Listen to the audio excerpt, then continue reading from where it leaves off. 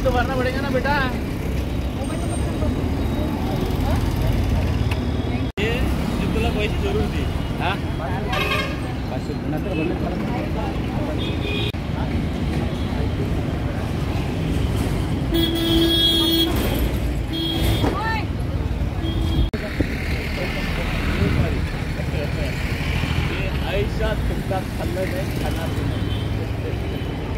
हाँ यवतमाळ शहरामध्ये काही मुलं मध्ये असं चालू होतं की बुवा कर्णकर्कश सायलेन्सर बुलेटचे सायलेन्सर चेंज करून वाहने चालवतात किंवा कर्णकर्कश हॉर्न चालवतात।